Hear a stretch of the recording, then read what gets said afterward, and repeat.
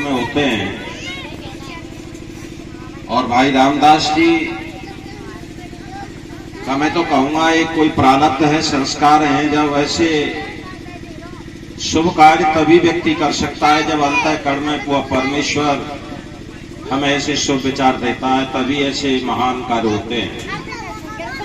मैं अपनी बात को प्रारंभ करता हूं कि परमात्मा ने जब इस सृष्टि को बनाया तो संपूर्ण सृष्टि को बना करके तैयार कर लिया। पेड़ पौधे, वनस्पति, क्रम, कीट पतंग, पशु पक्षी, और कहिए आपकी भाषा में 84 लाख योनि बना करके जब परमात्मा ने तैयार कर ली, तो सबसे अंत में जो सृष्टि का मुकुट है, सृष्टि का श्रृंगार है, इस मनुष्य की रचना की। और मनुष्य की रचना भी अपूर्ण रहती, अधूरी रहती। वह परमात्मा सृष्टि बना देता, सारे भोग योनियों को बना करके तैयार कर देता, मनुष्य को भी बना देता, परंतु इसके साथ साथ सृष्टि को समझने के लिए वो ज्ञान नहीं देता। तो परमात्मा ने संपूर्ण सृष्टि को बनाया और बनाने के साथ उसका ज्ञान दिया। और भाई कहना चाहिए उस ज्ञान का नाम ही क्या है जी? वेद है। वेद कोई रौली रावण चढ़ाने का ग्रंथ नहीं है, वेद नाम ज्ञान का है। परमपिता परमात्मा ने सृष्टि सर्ग में हमें ये ज्ञान दिया। अब मेरी भाषा समझने का प्रयास करेंगे। अगर ये संसार हमारे सामने होता और इसको समझने के लिए परमेश्वर ज्ञान नहीं देता, तो हमारे सामने यह प्रश्न होता कि हम इस सृष्टि का उपयोग कैसे करते। उदाहरण के तौर पर हमारे सामने गाय खड़ी होती, हमारे सामने वनस्पतियां होती, हमारे सामने पेड़ पौधे होते, जब हमें उनका ज्ञान ही नहीं होता, तो आप बताइए हम उसका उपयोग कैसे कर सकते थे। इसलिए परमेश्वर ने इसके साथ साथ हमें ज्ञान दिया। उस ज्ञान का नाम क्या है? वेद है। और ऐसे सरल भाषा में आप समझिए, आप किसी चीज को मार्केट जाते हैं, बाजार से लेने जाते हैं, कंपनी कोई चीज का निर्माण करती है, उदाहरण के तौर पर गाड़ी, उदाहरण के तौर पर मोटरसाइकिल, उदाहरण के तौर पर टीवी, कोई भी आप उस चीज को लीजिए, तो वह कंपनी उस चीज के साथ एक बुकलेट देती है, एक थ्योरी देती है, एक सिद्धांत देती है। उस थ्योरी और सिद्धांत का नाम क्या है जी? वो थ्योरी और सिद्धांत के माध्यम से जो हम चीज खरीद के लाए हैं, जब हम उस थ्योरी को देखते हैं, हम उस सिद्धांत को पढ़ते हैं, तो उससे हम उसका प्रयोग करना जान जाते हैं, सीख जाते हैं। जैसे हमारे सामने ये गाड़ी खड़ी है, ट्रैक्टर खड़ा है, तो इसके साथ कंपनी एक सिद्धांत देती है, थ्योरी देती है कि ये इसमें इतने गियर में, इसमें पेट्रोल से चलेगी या डीजल से चलेगी, और इसकी चाल इतनी है, इतने पर इसकी सर्विस करनी है। तो ठीक उसी प्रकार से परमपिता परमात्मा ने आज सृष्टि में हमें एक सिद्धांत दिया, थ्योरी दी, एक बुकलेट दी। उसी को हम क्या कहते हैं? वेद कहते हैं। और वेद ज्ञान जो है परमपिता परमात्मा ने सृष्टि सर्ग के आरंभ में दिया, 4 ऋषियों को दिया, वायु, अग्नि, वायु, आदित्य और अंगिरा, 4 ऋषियों को दिया। और 4 ऋषियों को ऋग्वेद, यजुर्वेद, सामवेद और अथर्ववेद के रूप में दिया। 4 ऋषि और 4 वेद, चारों वेदों में सबसे बड़ा वेद ऋग्वेद और सबसे छोटा सामवेद।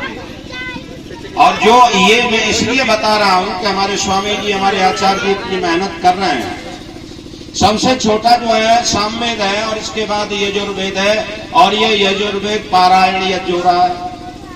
तो यजुर्वेद अग्नि वायु ऋषि ने इसे बनाया। और ये जो है हमारा क्या है? कर्मकांड है।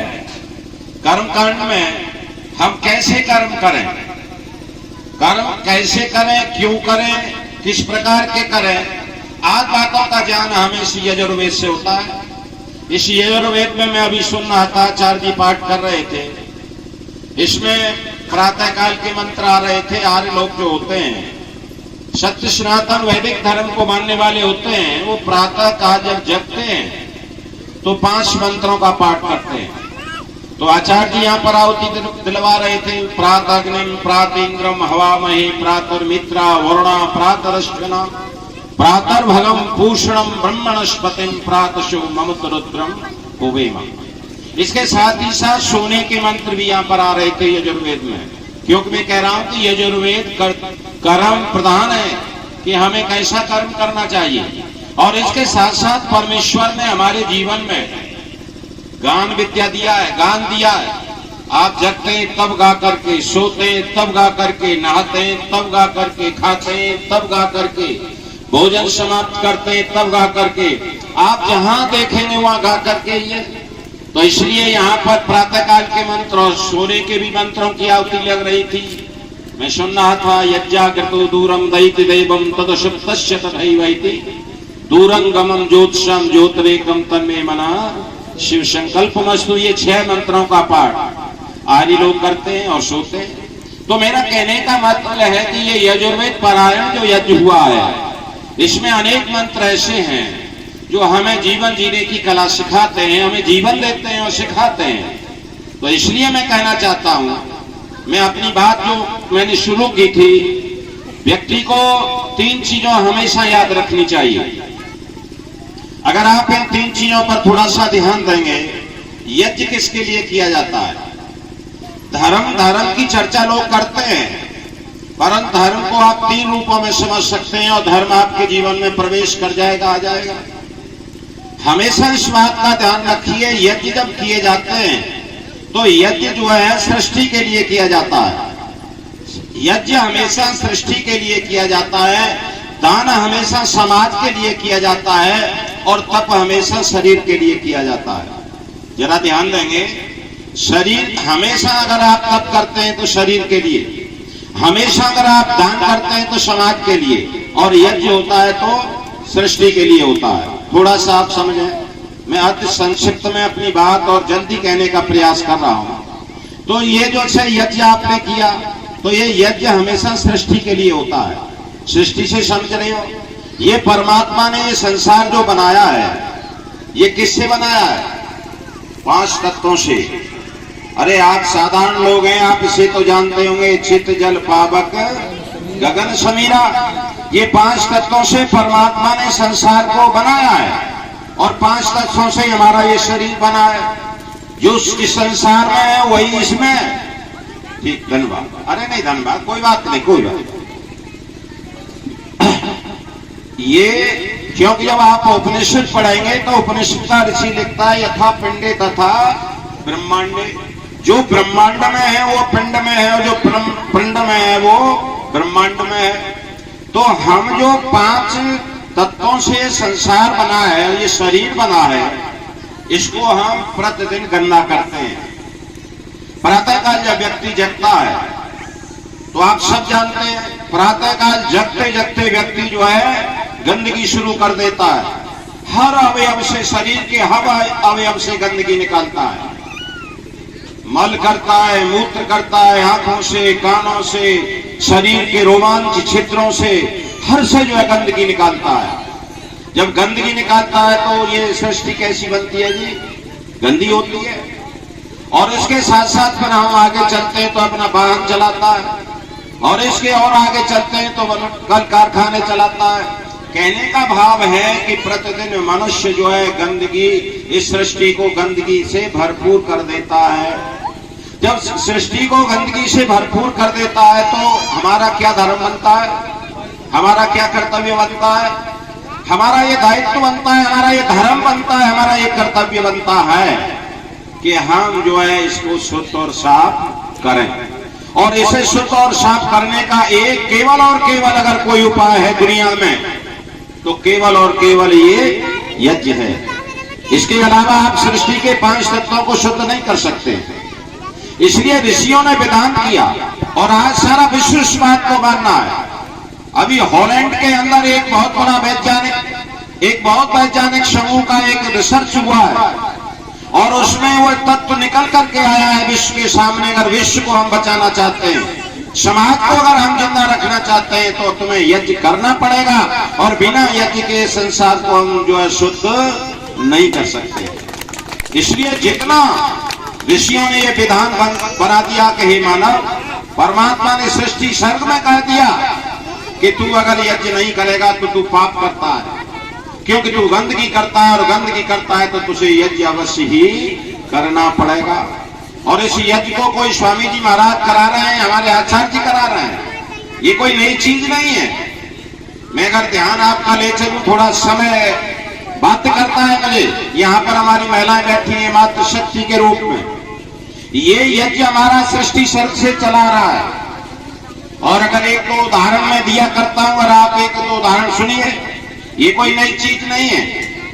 आप यहाँ पर कौशल्या को देख सकते हैं, राम की चर्चा बहुत होती है और आज तो सारे देश में राम ही राम चल रहा है। मैं भी प्रचार में चल रहा हूं तो राम ही राम है, हम वोट उसे देंगे जो राम को लाए हैं। राम की चर्चा बहुत हो रही है और लोग ये भी कह देते हैं कि ये मंच जो है आर्य समाज का जो मंच है, वैदिक जो मंच है, वो राम को नहीं मानता है। बड़ा कष्ट होता है, बड़ा दुख होता है। इच्छाक वंश से लेकर के सृष्टि के सर्ग से लेकर के मैं आपके सामने कहना चाहता हूं कि अगर कोई राम को मानता है तो ये यही मंच है वो राम को मानता है। मैं आपसे पूछना चाहता हूं, ब्रह्मा से लेकर के मनु से लेकर के आप श्रृंखला में चले जाइए, ब्रह्मा से लेकर मनु से लेकर के रघु से लेकर के अज से लेकर के राम से लेकर के लव से लेकर के, अगर वो आर्य नहीं थे तो कौन थे? आप ब्रह्मा के बारे में आप जानते हैं? संसार का सबसे पहला गृहस्थी कौन था? संसार का सबसे पहले राजा कौन था? आपको मैं अवगत कराना चाहता हूं, संसार का सबसे पहला अगर कोई गृहस्थी था तो वो ब्रह्मा था और ब्रह्मा आर्य था। संसार का सबसे पहले अगर कोई राजा हुआ तो मनु था और मनु जो है कौन था? आर्य था। और संसार में जितने रघुकुल वीर सदा चलाई, अरे रघु का नाम आपने सुना होगा। रघु ने इतना बड़ा यज्ञ किया था, सर्वजित यज्ञ किया था। उसका उदाहरण आता है, सर्वजित यज्ञ उसे कहते हैं। सर्वजित यज्ञ बड़े बड़े राजे और महाराजे किया करते थे। वो अपने संपूर्ण संपदा को, संपूर्ण को उसको दान कर दिया करते थे। जिस समय रघु ने सर्वजित यज्ञ किया तो सब कुछ दान कर दिया, और दान कर दिया तो उसके पास केवल और केवल एक लंगोटी, एक चादर जिसे कहते हैं, कटवस्त्र जो हमारे आचार्य जी पहने हुए, केवल एक कटवस्त्र रह गया। और उस समय बताया जाता है, जब आप सुनते होंगे कि जब सर्वजित यज्ञ करके रघु का सारा कुछ चला गया तो वहां पर अकस्मात एक ब्रह्मचारी आ गए और ब्रह्मचारी ने आकर के राजा रघु से ये निवेदन किया कि मुझे 14 भार स्वर्ण चाहिए। मेरे गुरु ने ये आदेश दिया, दीक्षांत के बाद आचार्य जो है दक्षिणा लिया करता था और वो ब्रह्मचारी रघु के पास आकर के कहता है कि मेरे गुरु ने मुझे 14 भार सोने के लिए कहा है, मुझे सोना दे दो। तो महाराजा रघु सब कुछ दान कर चुके थे यज्ञ के माध्यम से। जब सब कुछ दान कर दिया तो महाराजा रघु ने कहा कि मेरे पास ब्रह्मचारी कुछ नहीं है, आप विलंब से आए, अब मेरे पास कुछ नहीं है। देखिए परपाटी देखिए आपने देश की, अब परपाटी देखिए अपनी संस्कृति की। वो रघु कहता है आप देर से आए, तो ब्रह्मचारी ने कहा कि नहीं मुझे चाहिए 14 बार सोना। तो महाराजा रघु जो राम के वंशज थे, महाराजा रघु उस ब्रह्मचारी से कहते हैं कि तुम कुबेर के पास चले जाओ, मेरा एक पत्र ले जाओ और कुबेर के पास चले जाओ, वो तुम्हारी पूर्ति कर देंगे। तो ब्रह्मचारी महाराजा रघु का पत्र लेकर के कुबेर के पास गए और कुबेर को जाकर के वह पत्र थमाया। कुबेर ने पढ़ा तो कहा कि ठीक है, मैं आपको सोना तो दे सकता हूं, परंतु जब तक रघु मुझ पर चढ़ाई नहीं करेंगे, मुझको युद्ध के लिए नहीं आएंगे, जब तक मैं सोना नहीं दे सकता हूं। ब्रह्मचारी वापस आया, वापस आकर के रघु को कहा तो रघु ने उसे स्वीकार किया और रघु तुरंत जो कुबेर के पास गए और जैसे ही रघु को कुबेर ने देखा तो उसके चरणों में पड़ गए और चरणों में पड़ करके कहा कि महाराज मैं आपसे युद्ध करना नहीं चाहता था, मैं तो आपको अपने यहाँ बुलाना चाहता था। ये पड़ा सोना, आप जितना चाहे उतना सोना ले जाएं। और वहां से कुबेर ने सोना दिया 14 भार। 14 भार सोना समझते हो? एक भार सोना इतना होता है कि एक स्वस्थ व्यक्ति उठा करके अपने सिर पर रख ले, उतना एक भार सोने का वजन होता है। तो महाराजा कुबेर ने दे दिया, और कुबेर ने दे करके वह कहा, और रघु ने ब्रह्मचारी से कहा कि तुम्हें जितना लेना है उतना ले जाओ। तो ब्रह्मचारी कहता है कि नहीं, मुझे केवल और केवल 14 बार सोना चाहिए। वो लेकर के चला गया। मैं कहना चाहता हूं, मैंने इस दृष्टांत इसलिए दिया है कि हमारे यहाँ यज्ञों का कितना बड़ा विधान था, कितने बड़े बड़े यज्ञ होते थे, इसलिए ये यज्ञ किया। और इस यज्ञ के माध्यम से आप लोगों को ये संदेश देना चाहते हैं, हमारे विद्वान लोग, हमारे सन्यासी वृंद ये कहना चाहते हैं कि दुनिया के लोगों, अगर तुम जिंदा रहना चाहते हो, तुम स्वस्थ रहना चाहते हो, मस्त रहना चाहते हो, तो तुम्हें अपने घरों में यज्ञ लाना पड़ेगा। और एक आगे बात मैं आपसे कहूं, ये माताएं बैठी हैं, आप सीता को जानती होंगी, आप कौशल्या को जानती होंगी। राम की माता कौशल्या और राम की पत्नी सीता थी। आप लोगों के सामने भी मैं एक उदाहरण पेश करूंगा। जिस समय सीता रावण की कैद में है, आप सभी जानते हैं, और हनुमान उसका पता लगाने के लिए गए।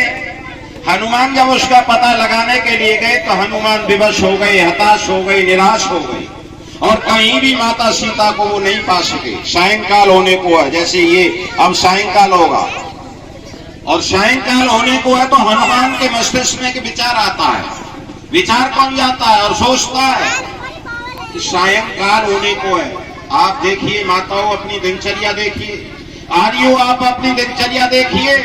लोग कह देते हैं कि मुसलमान तो बड़े जो है नियम के पक्के होते हैं, जहां नमाज का समय होता है नमाज करने बैठ जाते हैं। परंतु मैं आर्यों की दिनचर्या आपके सामने कह रहा हूं। वो आर्य राम, वो आर्या सीता, जब हनुमान ने सायंकाल के समय मस्तिष्क में सोचा, अगर सीता माता जीवित है और यहीं से शोक वाटिका के अंदर है, तो निश्चित ही संध्या करने के लिए सायंकाल को अवश्य ही आएंगी। संध्या का मतलब ब्रह्म यज्ञ। ये जो यज्ञ है ये देव यज्ञ है, इससे पहले जो यज्ञ है वो क्या है, वो ब्रह्म यज्ञ है। तो हनुमान वहां पर बैठ जाते हैं, और सायंकाल होते होते राक्षसियों से घिरी हुई सीता माता संध्या करने के लिए उस शिव जल वाली नदी के किनारे पर संध्या करने के लिए आती है। मैं कहता हूं, मैं एक जगह कह रहा था कि भाई आप तो इसे गलत बोल रहे हैं, ऐसा कहीं नहीं है। तो मैंने कहा भाई मैं तुलसी रामायण की तो बात नहीं कहता हूं, वाल्मीकि रामायण का मैं आपके सामने उदाहरण देता हूं, प्रसंग देता हूं। और वहां पर वाल्मीकि लिखते हैं, संध्या काल मनुष्यामा ध्रुव में सत जानकी नदी चेवाम शुभ जलाम संध्यार्थे बरबर्णी। संध्या काल में संध्या करने के लिए उस शुभ जल वाली नदी के किनारे सीता माता आती हैं।